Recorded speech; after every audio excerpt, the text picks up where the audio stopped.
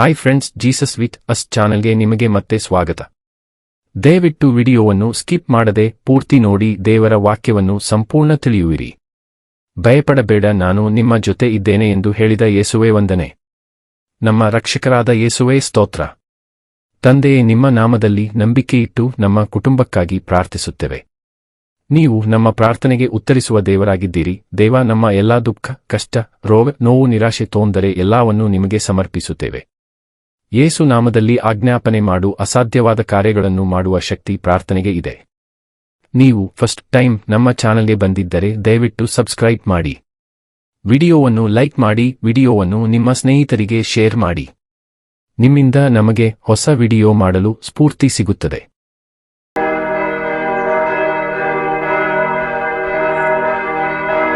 ಯಾಜಕಕಾಂಡ ಅಧ್ಯಾಯ 16. ದೋಷ ಪರಿಹಾರಕವಾದ ಮಹಾದಿನ. ಆರೋನನ ಇಬ್ಬರು ಮಕ್ಕಳು ಯೆಹೋವನ ಸನ್ನಿಧಿಗೆ ಬಂದು, ನಾಶವಾದ ಮೇಲೆ ಯೆಹೋವನು ಮೋಶೆಯ ಸಂಗಡ ಮಾತಾಡಿ ಹೇಳಿದ್ದೇನೆಂದರೆ, ನಿನ್ನ ಅಣ್ಣನಾದ ಆರೋನನು ಮನಸ್ಸಿಗೆ ಬಂದಾಗೆಲ್ಲ ತೆರೆಯನ್ನು ದಾಟಿ ಮಹಾಪವಿತ್ರ ಸ್ಥಾನದೊಳಕ್ಕೆ ಮಂಜೂಷದ ಮೇಲಣ ಕೃಪಾಸನದ ಹತ್ತಿರಕ್ಕೆ ಬರಬಾರದೆಂದು ಅವನಿಗೆ ಹೇಳು. ನಾನು ಕೃಪಾಸನದ ಮೇಲೆ ಮೇಘದಲ್ಲಿ ಕಾಣಿಸಿಕೊಳ್ಳುವುದರಿಂದ ಅವನು ನಾಶವಾದಾನು. ಆರೋನನು ಮಹಾಪವಿತ್ರ ಸ್ಥಾನದೊಳಗೆ ಬರುವಾಗ ಮುಂದೆ ಹೇಳುವ ರೀತಿಯಾಗಿ ಬರಬೇಕು. ಅವನು ದೋಷ ಪರಿಹಾರಕ ಯಜ್ಞಕ್ಕಾಗಿ ಹೋರಿಯನ್ನು, ಸರ್ವಾಂಗ ಹೋಮಕ್ಕಾಗಿ ಟಗರನ್ನು ತರಬೇಕು. ಅವನು ಪರಿಶುದ್ಧವಾದ ನಾರಿನ ನಿಲುವಂಗಿಯನ್ನು ತೊಟ್ಟುಕೊಂಡು, ನಾರಿನ ಚಡ್ಡಿಯನ್ನು ಹಾಕಿಕೊಂಡು, ನಾರಿನ ನಡುಕಟ್ಟನ್ನು ಕಟ್ಟಿಕೊಂಡು, ತಲೆಗೆ ಮುಂಡಾಸವನ್ನು ಸುತ್ತಿಕೊಳ್ಳಬೇಕು. ಅವು ದೀಕ್ಷಾವಸ್ತ್ರಗಳಾದದರಿಂದ ಅವನು ಅವುಗಳನ್ನು ಧರಿಸಿಕೊಳ್ಳುವುದಕ್ಕೆ ಮುಂಚೆ ಸ್ನಾನ ಮಾಡಬೇಕು. ಇಸ್ರಾಯೇಲ್ಯರ ಜನಸಮೂಹದಿಂದ ದೋಷ ಪರಿಹಾರಕ ಯಜ್ಞಕ್ಕಾಗಿ 2 ಹೋತಗಳನ್ನು, ಸರ್ವಾಂಗ ಹೋಮಕ್ಕಾಗಿ 1 ಟಗರನ್ನು ತೆಗೆದುಕೊಂಡು ಬರಬೇಕು. ಆರೋನನು ತನಗೋಸ್ಕರವಾಗಿ ತಂದ ಹೋರಿಯನ್ನು ಸಮರ್ಪಿಸಿ, ತನಗೋಸ್ಕರವೂ ತನ್ನ ಮನೆತನದವರಿಗೋಸ್ಕರವೂ ದೋಷ ಪರಿಹಾರ ಮಾಡಬೇಕು. ಆ 2 ಹೋತಗಳನ್ನು ಅವನು ದೇವದರ್ಶನದ ಗುಡಾರದ ಬಾಗಲಲ್ಲಿ ಯೆಹೋವನ ಸನ್ನಿಧಿಯಲ್ಲಿ ನಿಲ್ಲಿಸಬೇಕು. ಆಗ ಅವನು ಆ ಹೋತಗಳ ವಿಷಯವಾಗಿ ಯೆಹೋವನಿಗೋಸ್ಕರವೆಂದೂ ಅಜಾಜೇಲನಿಗೋಸ್ಕರವೆಂದೂ ಚೀಟುಗಳನ್ನು ಬರೆದು ಹಾಕಬೇಕು. ಯಾವ ಹೋತ ಯೆಹೋವನದೆಂದು ಗೊತ್ತಾಗುವುದೋ ಅದನ್ನು ಆರೋನನು ದೋಷ ಪರಿಹಾರಕ ಯಜ್ಞ ರೂಪವಾಗಿ ಸಮರ್ಪಿಸಬೇಕು.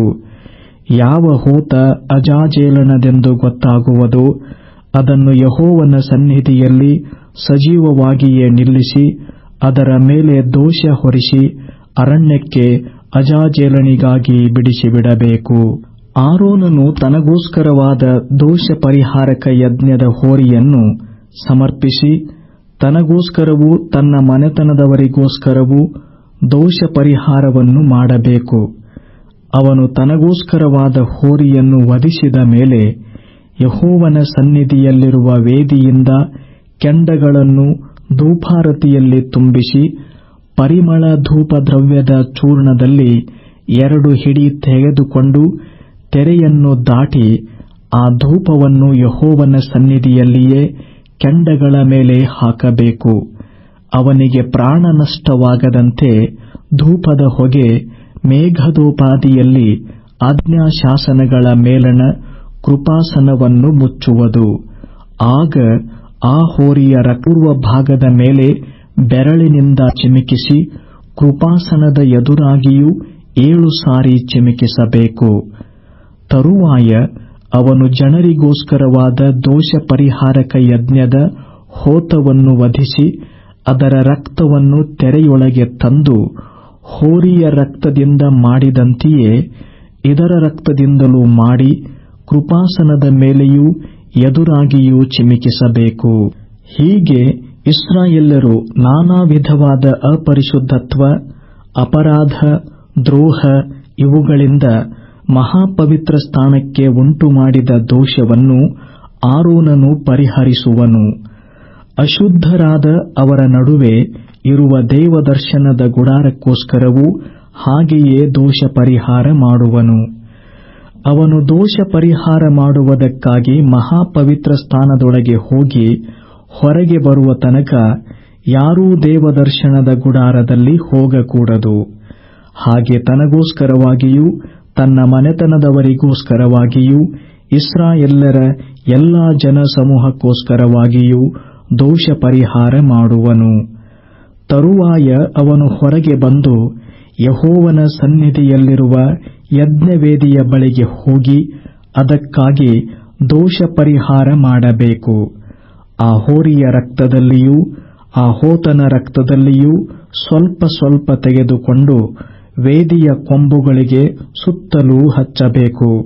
ಅವನು ಆ ರಕ್ತದಲ್ಲಿ ಸ್ವಲ್ಪವನ್ನು ಅದರ ಮೇಲೆ 7 ಸಾರಿ ಬೆರಳಿನಿಂದ ಚಿಮುಕಿಸಿ ಇಸ್ರಾಯೇಲ್ಯರಿಂದ ಅದಕ್ಕುಂಟಾದ ಅಶುದ್ಧತ್ವವನ್ನು ಹೋಗಲಾಡಿಸಿ ಅದನ್ನು ಪರಿಶುದ್ಧಪಡಿಸಬೇಕು. ಆರೋನನು ಮಹಾಪವಿತ್ರ ಸ್ಥಾನ, ದೇವದರ್ಶನದ ಗುಡಾರ, ವೇದಿ ಇವುಗಳಿಗೋಸ್ಕರ ದೋಷ ಪರಿಹಾರ ಮಾಡಿ ಮುಗಿಸಿದ ಮೇಲೆ ಆ ಸಜೀವವಾದ ಹೋತವನ್ನು ತರಿಸಿ ಅದರ ತಲೆಯ ಮೇಲೆ 2 ಕೈಗಳನ್ನು ಇಟ್ಟು ಇಸ್ರಾಯೇಲ್ಯರ ಎಲ್ಲಾ ಪಾಪಗಳನ್ನು, ದ್ರೋಹಗಳನ್ನು, ಅಪರಾಧಗಳನ್ನು ಯೆಹೋವನಿಗೆ ಅರಿಕೆ ಮಾಡಿ ಆ ಹೋತದ ತಲೆಯ ಮೇಲೆ ಹೊರಿಸಿ ಅದನ್ನು ಆ ಕೆಲಸಕ್ಕೆ ನೇಮಕವಾದವನ ಕೈಯಿಂದ ಅರಣ್ಯಕ್ಕೆ ಕಳುಹಿಸಿಬಿಡಬೇಕು. ಆ ಹೋತ ಅವರ ಎಲ್ಲಾ ಪಾಪಗಳನ್ನು ತನ್ನ ಮೇಲೆ ಹೊತ್ತುಕೊಂಡು ದುರ್ಗಮವಾದ ಪ್ರದೇಶಕ್ಕೆ ಒಯ್ಯುವಂತೆ ಆ ಮನುಷ್ಯನು ಅದನ್ನು ಅರಣ್ಯಕ್ಕೆ ತೆಗೆದುಕೊಂಡು ಹೋಗಿ ಅಲ್ಲೇ ಬಿಟ್ಟು ಬಿಡಬೇಕು. ತರುವಾಯ ಆರೋನನು ದೇವದರ್ಶನದ ಗುಡಾರದೊಳಗೆ ಬಂದು ತಾನು ಮಹಾಪವಿತ್ರ ಸ್ಥಾನದೊಳಗೆ ಹೋಗುವುದಕ್ಕಾಗಿ ಧರಿಸಿಕೊಂಡಿದ್ದ ನಾರುಮಡಿಗಳನ್ನು ತೆಗೆದು ಅಲ್ಲೇ ಇಟ್ಟುಬಿಟ್ಟು ಪ್ರಾಕಾರದಲ್ಲಿ ಸ್ನಾನ ಮಾಡಿ ತನ್ನ ವಸ್ತ್ರಗಳನ್ನು ಧರಿಸಿಕೊಳ್ಳಬೇಕು. ಆಗ ಅವನು ಹೊರಗೆ ಬಂದು ತನಗೋಸ್ಕರವೂ ಜನಸಮೂಹಕ್ಕೋಸ್ಕರವೂ ಸರ್ವಾಂಗ ಹೋಮಗಳನ್ನು ಸಮರ್ಪಿಸಿ ತನಗೋಸ್ಕರವಾಗಿಯೂ ಜನರಿಗೋಸ್ಕರವಾಗಿಯೂ ದೋಷ ಪರಿಹಾರ ಮಾಡಬೇಕು. ಅವನು ದೋಷ ಪರಿಹಾರಕ ಯಜ್ಞ ಪಶುಗಳ ಕೊಬ್ಬನ್ನು ಯಜ್ಞವೇದಿಯ ಮೇಲೆ ಹೋಮ ಮಾಡಬೇಕು. ಅಜಾಜೇಲನಿಗೆ ಹೋತವನ್ನು ಬಿಟ್ಟು ಬಂದವನು ತನ್ನ ಬಟ್ಟೆಗಳನ್ನು ಒಗೆದುಕೊಂಡು ಸ್ನಾನ ಮಾಡಿಯೇ ಪಾಳೆಯಕ್ಕೆ ಬರಬೇಕು. ದೋಷ ಪರಿಹಾರಕ ಯಜ್ಞ ಪಶುಗಳಾದ ಹೋತಮರಿಗಳ ರಕ್ತವನ್ನು ಮಹಾಪವಿತ್ರ ಸ್ಥಾನದಲ್ಲಿ ದೋಷ ಪರಿಹಾರ ಮಾಡುವುದಕ್ಕಾಗಿ ತಂದ ಮೇಲೆ ಅವುಗಳ ಶರೀರಗಳನ್ನು ಪಾಳೆಯದ ಆಚೆಗೆ ತೆಗೆದುಕೊಂಡು ಹೋಗಿ ಚರ್ಮ, ಮಾಂಸ, ಕಲ್ಮಶಗಳೆಲ್ಲವನ್ನೂ ಬೆಂಕಿಯಿಂದ ಸುಡಿಸಿಬಿಡಬೇಕು. ಅವುಗಳನ್ನು ಸುಟ್ಟವನು ತನ್ನ ಬಟ್ಟೆಗಳನ್ನು ಒಗೆದುಕೊಂಡು ಸ್ನಾನ ಮಾಡಿಯೇ ಪಾಳೆಯದೊಳಗೆ ಬರಬೇಕು. ಇದು ನಿಮಗೆ ಶಾಶ್ವತವಾದ ನಿಯಮ. ಯಾವವೆಂದರೆ, ಸ್ವದೇಶಸ್ಥರಾದ ನೀವು, ನಿಮ್ಮಲ್ಲಿ ಇಳುಕೊಂಡಿರುವ ಅನ್ಯದೇಶದವರು ಎಲ್ಲರೂ 7ನೆಯ ತಿಂಗಳಿನ 10ನೆಯ ದಿನದಲ್ಲಿ ಸಕಲ ವಿಧವಾದ ಕೆಲಸಗಳನ್ನು ಬಿಟ್ಟು ಉಪವಾಸ ಮಾಡಿ ಪ್ರಾಣವನ್ನು ಕುಂದಿಸಿಕೊಳ್ಳಬೇಕು. ಯಾಕಂದರೆ ನೀವು ಪರಿಶುದ್ಧರಾಗುವುದಕ್ಕಾಗಿ ಈ ದಿನದಲ್ಲಿ ನಿಮಗೋಸ್ಕರ ದೋಷ ಪರಿಹಾರವಾಗುವುದು. ಯೆಹೋವನ ದೃಷ್ಟಿಯಲ್ಲಿ ನಿಮ್ಮ ಎಲ್ಲಾ ದೋಷಗಳು ನಿವಾರಣೆಯಾಗುವವು. ಇದು ನಿಮಗೆ ಸಂಪೂರ್ಣವಾಗಿ ಕೆಲಸವನ್ನು ನಿಲ್ಲಿಸಬೇಕಾದ ಸಬ್ಬತ್ ದಿನವಾಗಿರಬೇಕು. ಇದರಲ್ಲಿ ನೀವು ಉಪವಾಸವಾಗಿರಬೇಕು. ಇದೇ ನಿಮಗೆ ಶಾಶ್ವತ ನಿಯಮ.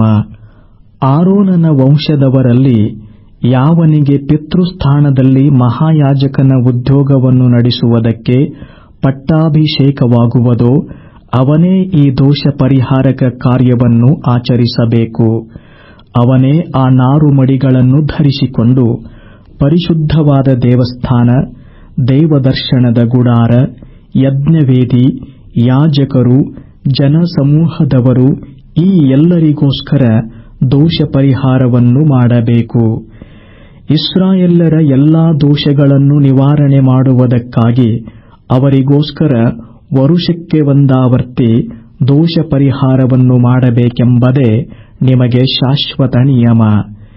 ಯೆಹೋವನು ಮೋಶೆಗೆ ಆಜ್ಞಾಪಿಸಿದಂತೆಯೇ ಆರೋನನು ಮಾಡಿದನು. ಯಾಜಕಕಾಂಡ ಅಧ್ಯಾಯ 17. ಇಸ್ರಾಯೇಲ್ಯರು ಯಾವ ದುರಾಚಾರಕ್ಕೂ ಒಳಗಾಗದೆ ದೇವಜನರಿಗೆ ತಕ್ಕಂತೆಯೇ ನಡೆದುಕೊಳ್ಳಬೇಕೆಂಬುದು. ಯಜ್ಞಪಶುಗಳನ್ನು ದೇವಸ್ಥಾನದಲ್ಲಿಯೇ ವಧಿಸಬೇಕೆಂದೂ ರಕ್ತವನ್ನು ಭುಜಿಸಲೇಬಾರದೆಂದೂ ವಿಧಿಸುವುದು. ಯೆಹೋವನು ಮೋಶೆಗೆ ಹೇಳಿದ್ದೇನೆಂದರೆ, ನೀನು ಆರೋನನಿಗೂ ಅವನ ಮಕ್ಕಳಿಗೂ ಇಸ್ರಾಯೇಲ್ಯರಿಗೂ ಹೀಗೆ ಹೇಳಬೇಕು. ಯೆಹೋವನು ಆಜ್ಞಾಪಿಸುವುದೇನೆಂದರೆ, ಇಸ್ರಾಯೇಲ್ಯರಲ್ಲಿ ಯಾವನಾದರೂ ಹೋರಿಯನ್ನಾಗಲಿ ಕುರಿಯನ್ನಾಗಲಿ ಆಡನ್ನಾಗಲಿ ಕೊಯ್ಯುವಾಗ ಅದನ್ನು ಯೆಹೋವನಿಗೆ ಸಮರ್ಪಿಸುವುದಕ್ಕಾಗಿ ಆತನ ಗುಡಾರದ ಬಾಗಿಲಿಗೆ ತಾರದೆ ಪಾಳೆಯದ ಒಳಗಾಗಲಿ ಹೊರಗಾಗಲಿ ಕೊಯ್ದರೆ ಅವನನ್ನು ಕೊಲೆಪಾತಕ ಮಾಡಿದವನೆಂದು ನೀವು ನಿರ್ಣಯಿಸಬೇಕು. ಅವನು ರಕ್ತವನ್ನು ಸುರಿಸಿದವನಾದದರಿಂದ ಕುಲದಿಂದ ತೆಗೆದುಹಾಕಲ್ಪಡಬೇಕು. ಯಾಕಂದರೆ ಯಜ್ಞಪಶುಗಳನ್ನು ಬೈಲಿನಲ್ಲಿ ವಧಿಸುತ್ತಿದ್ದ ಇಸ್ರಾಯೇಲ್ಯರು ಇನ್ನು ಮೇಲೆ ಅವುಗಳನ್ನು ದೇವದರ್ಶನದ ಗುಡಾರದ ಬಾಗಿಲಿಗೆ ಯಾಜಕನ ಬಳಿಗೆ ತಂದು ಯೆಹೋವನ ಮುಂದೆ ಸಮಾಧಾನ ಯಜ್ಞ ರೂಪವಾಗಿ ಯೆಹೋವನಿಗೆ ಸಮರ್ಪಿಸಬೇಕು. ಯಾಜಕನು ಅವುಗಳ ರಕ್ತವನ್ನು ದೇವದರ್ಶನದ ಗುಡಾರದ ಬಾಗಿಲಿನ ಮುಂದಿರುವ ಯಜ್ಞವೇದಿಗೆ ಎರಚಿ ಅವುಗಳ ಕೊಬ್ಬನ್ನು ಹೋಮ ಮಾಡಿ ಯೆಹೋವನಿಗೆ ಸುವಾಸನೆಯನ್ನುಂಟು ಮಾಡಬೇಕು. ಅವರು ಇದುವರೆಗೆ ಪೂಜಿಸುತ್ತಿದ್ದ ಅಜದೇವತೆಗಳಿಗೆ ಇನ್ನು ಮುಂದೆ ಬಲಿ ಕೊಟ್ಟು ದೇವದ್ರೋಹಿಗಳಾಗಬಾರದು. ಅವರಿಗೂ ಅವರ ಸಂತತಿಯವರಿಗೂ ಇದು ಶಾಶ್ವತ ನಿಯಮ. ಮತ್ತು ನೀನು ಅವರಿಗೆ ಹೀಗೆ ಆಜ್ಞಾಪಿಸು, ಇಸ್ರಾಯೇಲ್ಯರಲ್ಲಿಯಾಗಲಿ ಅವರ ನಡುವೆ ಇಳುಕೊಂಡಿರುವ ಅನ್ಯದೇಶದವರಲ್ಲಿಯಾಗಲಿ ಯಾವನಾದರೂ ಸರ್ವಾಂಗ ಹೋಮವನ್ನು ಅಥವಾ ಬೇರೆ ವಿಧವಾದ ಯಜ್ಞವನ್ನು ಮಾಡುವಾಗ ಅದರ ಪಶುವನ್ನು ಯೆಹೋವನಿಗೆ ಸಮರ್ಪಿಸುವುದಕ್ಕಾಗಿ ದೇವದರ್ಶನದ ಗುಡಾರದ ಬಾಗಿಲಿಗೆ ತಾರದಿದ್ದರೆ ಅವನು ಕುಲದಿಂದ ತೆಗೆದುಹಾಕಲ್ಪಡಬೇಕು. ಇದಲ್ಲದೆ ಇಸ್ರಾಯೇಲ್ಯರಲ್ಲಿಯಾಗಲಿ ಅವರ ನಡುವೆ ಇಳುಕೊಂಡಿರುವ ಅನ್ಯದೇಶದವರಲ್ಲಿಯಾಗಲಿ ಯಾವನಾದರೂ ರಕ್ತಭೋಜನ ಮಾಡಿದರೆ ನಾನು ಆತನ ಮೇಲೆ ಉಗ್ರವಾದ ಕೋಪವನ್ನು ಮಾಡಿ ಅವನನ್ನು ಕುಲದಿಂದ ತೆಗೆದುಹಾಕುವೆನು. ಯಾಕಂದರೆ ಪ್ರತಿ ದೇಹಿಗೂ ರಕ್ತವೇ ಪ್ರಾಣಾಧಾರ. ಅಂಥ ರಕ್ತವನ್ನು ನೀವು ಯಜ್ಞವೇದಿಗೆ ಎರಚಿ ನಿಮಗೋಸ್ಕರ ದೋಷ ಪರಿಹಾರ ಮಾಡಿಕೊಳ್ಳಬೇಕೆಂದು ನಿಮಗೆ ಅನುಗ್ರಹ ಮಾಡಿದ್ದೇನೆ. ರಕ್ತವು ಪ್ರಾಣಾಧಾರವಾಗಿರುವ ಕಾರಣ ಅದರಿಂದ ದೋಷ ಪರಿಹಾರವಾಗುತ್ತದಷ್ಟೇ. ಆದದರಿಂದ ನಿಮ್ಮಲ್ಲಿಯಾಗಲಿ ನಿಮ್ಮ ನಡುವೆ ಇಳುಕೊಂಡಿರುವ ಅನ್ಯದೇಶದವರಲ್ಲಿಯಾಗಲಿ ಯಾರೂ ರಕ್ತಭೋಜನ ಮಾಡಬಾರದೆಂದು ಇಸ್ರಾಯೇಲ್ಯರಿಗೆ ಆಜ್ಞಾಪಿಸಿದ್ದೇನೆ. ಇಸ್ರಾಯೇಲ್ಯರಲ್ಲಿಯಾಗಲಿ ಅವರ ನಡುವೆ ಇಳುಕೊಂಡಿರುವ ಅನ್ಯದೇಶದವರಲ್ಲಿಯಾಗಲಿ ಯಾವನಾದರೂ ಬೇಟೆಯಾಡಿ ತಿನ್ನತಕ್ಕ ಮೃಗವನ್ನು ಇಲ್ಲವೇ ಪಕ್ಷಿಯನ್ನು ಹಿಡಿದರೆ ಅವನು ಅದರ ರಕ್ತವನ್ನು ಸುರಿಸಿ ಮಣ್ಣಿನಿಂದ ಮುಚ್ಚಿಬಿಡಬೇಕು. ಯಾಕಂದರೆ ಪ್ರತಿ ದೇಹಿಗೂ ರಕ್ತವೇ ಪ್ರಾಣಾಧಾರವು. ಆದ ಕಾರಣ ನಾನು ಇಸ್ರಾಯೇಲ್ಯರಿಗೆ ಪ್ರತಿ ಪ್ರಾಣಿಗೂ ರಕ್ತವೇ ಪ್ರಾಣಾಧಾರವಾದದರಿಂದ ನೀವು ಯಾವ ವಿಧವಾದ ಪ್ರಾಣಿಯ ರಕ್ತವನ್ನೂ ಉಣ್ಣಬಾರದು. ರಕ್ತಭೋಜನ ಮಾಡಿದವನಿಗೆ ಬಹಿಷ್ಕಾರವಾಗಬೇಕೆಂದು ಆಜ್ಞಾಪಿಸಿದ್ದೇನೆ. ತಾನಾಗಿ ಸತ್ತು ಬಿದ್ದದ್ದನ್ನಾಗಲಿ ಕಾಡು ಮೃಗ ಕೊಂದದ್ದನ್ನಾಗಲಿ ತಿಂದವನು ಸ್ವದೇಶದವನಾದರೂ ಅನ್ಯದೇಶದವನಾದರೂ ಅವನು ತನ್ನ ಬಟ್ಟೆಗಳನ್ನು ಒಗೆದುಕೊಂಡು ಸ್ನಾನ ಮಾಡಬೇಕು. ಆ ಸಾಯಂಕಾಲದವರೆಗೆ ಅಶುದ್ಧನಾಗಿದ್ದು ಬಳಿಕ ಶುದ್ಧನಾಗುವನು. ಅವನು ತನ್ನ ಬಟ್ಟೆಗಳನ್ನು ಒಗೆದುಕೊಳ್ಳದೆಯೂ ಸ್ನಾನ ಮಾಡದೆಯೂ ಹೋದರೆ ತನ್ನ ಪಾಪದ ಫಲವನ್ನು ಅನುಭವಿಸಬೇಕು.